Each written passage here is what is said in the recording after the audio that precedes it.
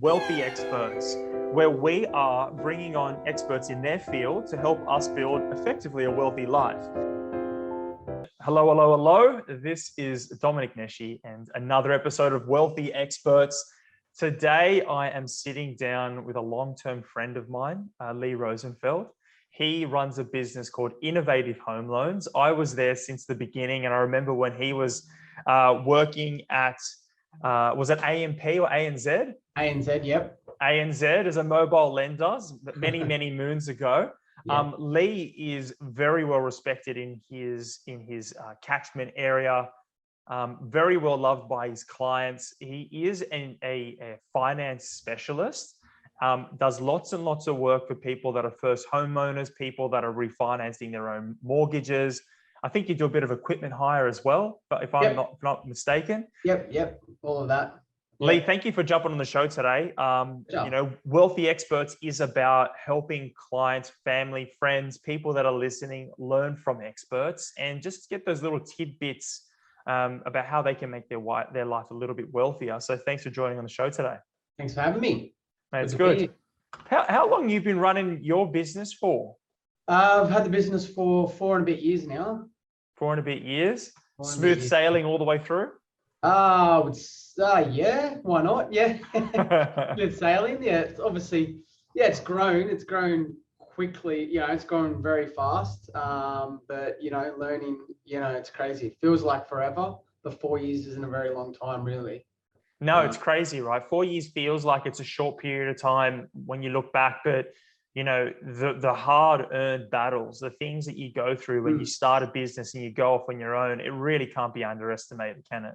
No, exactly. Like it was just, bum down, head down, bum up, basically just go hard as quick as I could, grow the business, get it to a point where I could bring people on and start to slow down a little bit. But it keeps going the opposite way. It just keeps getting busier. So can't complain though. You've just moved into a new office. You've got a team of 4 or 5 people? There's 6 of us now. Yep. 6 of you in a brand new office. You've got 2 kids? 2 kids, yeah, 4 and 2. So keeping me busy. Yeah, and I hope you don't mind me sharing a little bit about your story, but it's good for people to know that like you're a young fella pushing hard and building this business. And what I like about you is that you do work hard. You are a humble guy, and you surprise people around you by just doing things rather than saying them. Yeah. Well, that's something I am. You work on as a manager and a business owner. And this, my philosophy is always work hard, and people around you will see that and do that. But it's not all about working hard. Is very important, but at some point you got to, it's about other things. I've just worked as hard as I could to get to this position, and now just trying to mentor and bring the team up and, show them how it's done, I guess. And part of that is now you can start to reap those rewards. And not that long ago, tell me if I'm overstepping the boundary, but you recently purchased a property, a brand new property off the plan. I remember looking at the plans thinking, this is just a magnificent home. Yep. And that's due to settle in a couple of months, or it's not long now. That'll be, mid next year. That'll be all fixed up. Yeah. So cracking property really. And it's just shows how good we've gone over the last couple of years.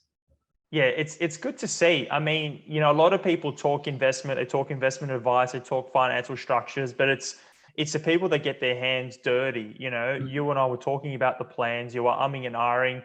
It was early this year that we were looking at it. Yep. There was a little bit of nervousness in the market, but you did the math and said, well, we discussed it, and we both thought the market was going to rise. So it made sense to go buy fixed price contracts. And now that property is now worth 15 or 20% above what you originally had paid or are paying for it. Yeah, exactly. It was sort of like obviously you guys did. We just weighed up going, well, I can either buy for 200 grand less an old property that I need to either knock down or put, a bucket load of money into, or I can buy something brand new. You're taking a slight risk, as you guys would know with off the plan, you can't see the finished product.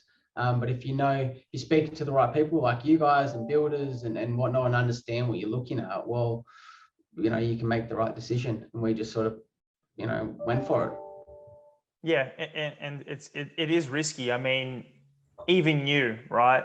You are sitting with clients, helping them buy properties every single day, but did you feel that nervousness when you're buying that house? Or it's the hardest thing, right? I can talk to clients every day about buying property and give them the confidence and making sure it sounds right and keep them calm. But when your own, I reckon you'd probably be the same. Anyone who's doing their own transaction, there's always doubt and you worry. And yeah, you just got to go for it sometimes. I hear. And what are you seeing out in the market at the moment? Like what are the key things that you're sort of noticing? You're obviously writing loans, working with banks. What's happening in this lending space? Like what should clients, or what are you paying attention to that you think people should be aware of in this current market? Well, obviously outside of property, as we know, property's still, doing well and going up. In this market, if we talk about lending, banks are still willing to lend for sure. Turnaround times with most lenders are fairly quick. You just got to sort of know who you're going to. Policies are shifting a little bit, especially with the lockdown in Sydney. Obviously, employment's a little bit different. We've had, over 12 months now of lockdown, out of lockdown, back into lockdown, self-employed, the people affected. So understanding the bank's policies and looking at JobKeeper and government cash flow boosters and things like that, how does that affect your income, especially for self-employed, or if you've previously been on, the current government income that we're getting. So just really, our job is to understand that and let our clients know if that's going to affect their lending, which obviously reduces what they can borrow. So that's a big thing I'm sort of seeing is obviously working around that. I'd say COVID related policies. But everything like that, lending's still high. I think, mortgages are still as high as they've ever been. We're, breaking monthly settlement records each month. And I know all the other brokers, everyone's busy. So there is a lot happening, as you guys would know from what you're doing. There's still a lot of people interested in property. People have money. That's this thing that sort of is a bit crazy, I guess, considering we're in a pandemic. You think people wouldn't have money, but it's the opposite. So yeah, I'm still seeing a lot of transactions going through. Obviously, interest rates are super low. There's still good rates out there, under 2%, things like that, especially on the fixed side. So yeah, we're a lot of refinances too. You're getting a lot of people looking for those cheap rates and cashbacks, which is fair enough because that's when we're in lockdown, that's what we do, right? We stop and we look at our money and go, well, what's the first thing we can save on? It's our $1 million mortgage. So let me ask you, what are the turnaround times and what's a reasonable sort of loan that you're writing these days? Like as in what kind of rates, how long does it take to get a loan off the ground? I remember for a minute there that, the turnaround times were shocking and it was just so hard to get a mortgage done. You said it's sped up. What does that look like? It has. Look, obviously depending on the lender, right? But look, you can get it turned around in a week with the right lender. 24 hours with some lenders. We can have a week, 2 weeks from application to approval to settlement if you need to. Okay. Yeah. And look, interest rates obviously depends on a whole range of things, as you would know, LVR structure, product, etc. But yeah, you can definitely get things under 2%. There's not as much as there was available probably 6 months ago at those levels. We saw the fixed rates increase. But there is still some, good offers out there. So are you seeing that banks are starting to tighten their policies and are making it a little bit harder for people to go and get debt? Not yet. I can feel it's coming though. I thought if we didn't go into what we're in now with the, Sydney lockdown and some Melbourne lockdown, we probably would have seen it earlier, but I think they've held off a little bit. So I think if the world opens up again, you could probably see that late this year, early next year. think they'll start to tighten it. Yeah. You just see little bits and pieces from banks where they might increase their assessment rates, which means how they're looking at our debt when they're working out how much we can borrow. They do little tweaks where they'll increase that by 0.5%. All of a sudden, you can't borrow $1 million, you can borrow 800,000. So a few banks have done that. Once you see a handful of banks doing that, that's when you know they're trying to tighten the screws a little bit. It's really good feedback. And I mean, this is one way that I want all of you listening out there to really note that these are the kinds of casual conversations that you should be having with your mortgage brokers. I mean, Lee's a friend of mine. We've been doing business together for a long time, but these are the kind of conversations that he and I would have on a very regular basis. And this market intelligence gives you a very good firsthand understanding about what the appetite is like for banks. If we can start to see that credit policies are tightening up, that the assessment rate is going higher, or, you know, Lee might say that, listen, they're only taking 50% of the rent on your rental property, and, or, you know, the debt to income ratios getting higher. These are all indications of what's happening to the market. So we're in that phase where it's a growth phase, right? And it's because credit is so easily accessible. What is important for us now is, while we're in this boom time, to see, well, when is this boom going to start lapsing? When will the pressure come out? And Lee will be one of those first people to say to us that, hey, banks are starting to tighten the screws. And that's when demand will come out of the market. Yeah, and look, without knowing what happens behind the scenes with a bank, but, you know, from my knowledge and experience, they're the first things that happen when we see markets shift. Because from a government point of view, I think I don't know the conversations that happen with the major banks, but I'm sure there is conversations going, we need to do something here, we need to do something here, just to bring that market level down a little bit, without putting it on a current affair and showing the property market's dropping. So they do little tweaks here and there, just to either, sometimes they can't handle as much loans as coming through, for example, and their turnaround times have shot out. So they'll do little tweaks like that to not basically bring in business. But if you get enough banks doing that, well, that's a big shift in the lending space. Yeah, that makes perfect sense. Well, mate, let's not make this all about business and credit policies and banks and all that fun stuff. I want to ask you a question, and I want to talk to you about wealth. So, you know, I want to ask you, what is your definition of being wealthy or living a wealthy life? What does that look like to you? Look, for me, as you sort of said earlier, like, you know, young family, young kids, I'm fairly young myself. Like, I think wealth for me is just happiness, in a sense of it. It doesn't mean fancy cars, fancy houses, or whatever. It's literally all money. It's about happiness and being with your family. So like having the ability to spend time with your kids, not have to grind every single day to pay the bills, which obviously comes down to money and freedom.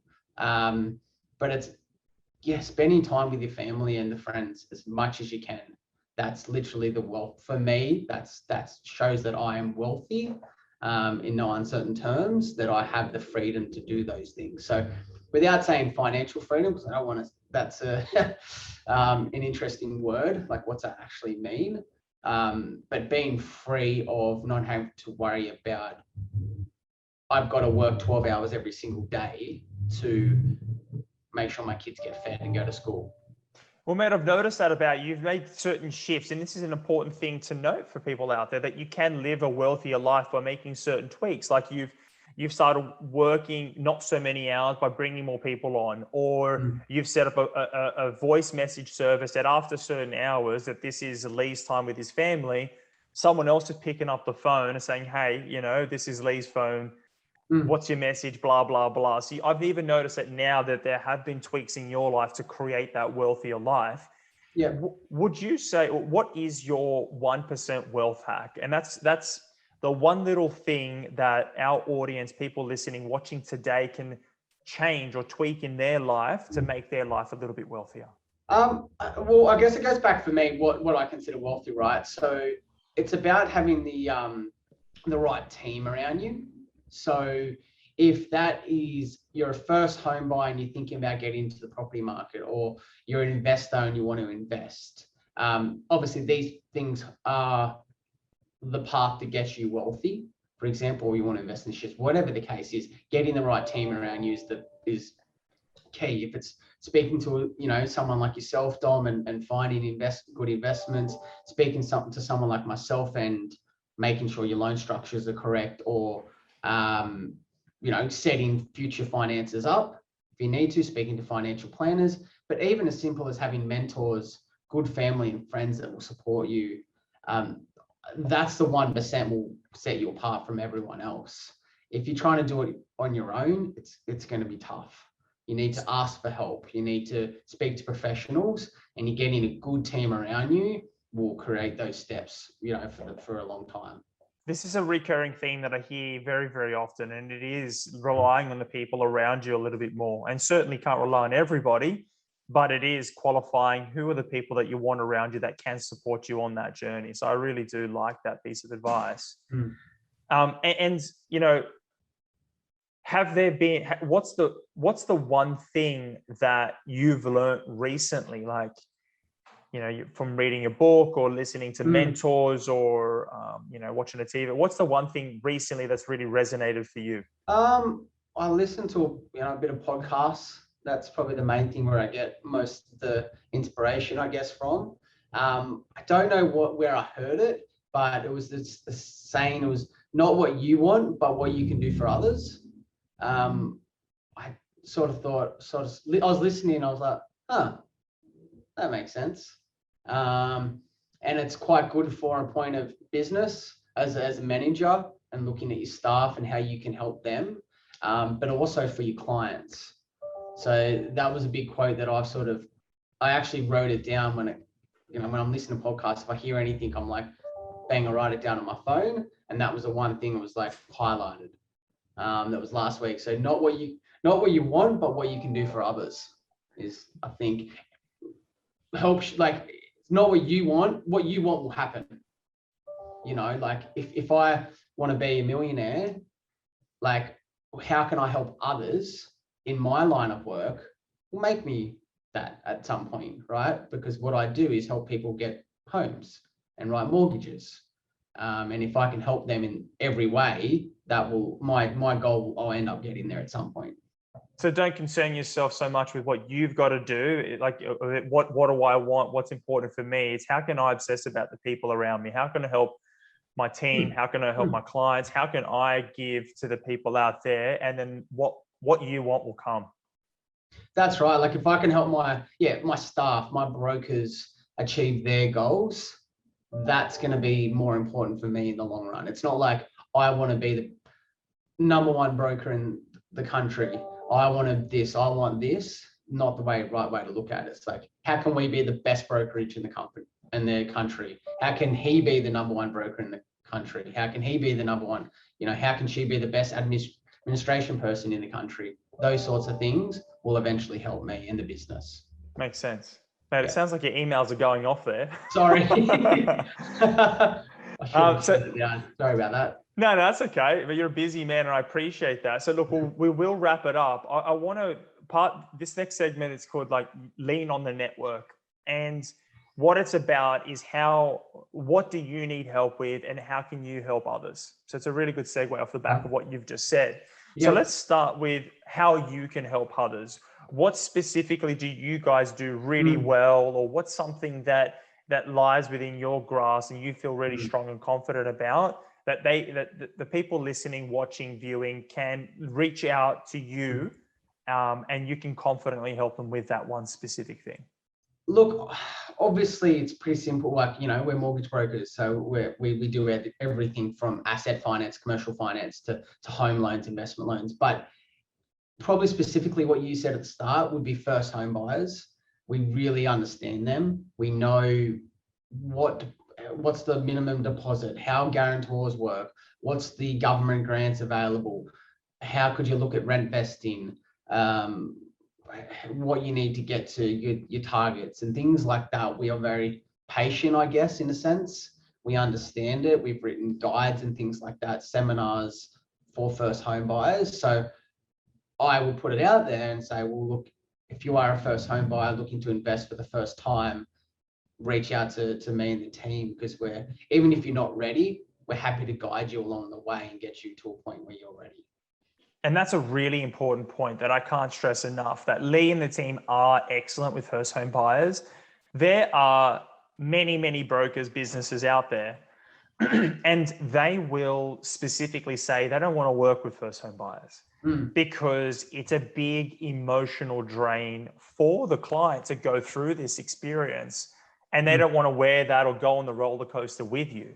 Where I can say that Lee and the team, one of the things that stands out to me is their patience, their empathy, and the care that they put into their clients. And, you know, Lee sends a lot of people through to me, and the trust and rapport that he has with these people is just amazing. So yeah, I will double up on that. If you are a first home buyer, reach out to the team, and Lee and the Innovative Home Loan guys will be able to help you with your purchase. For sure. Yeah.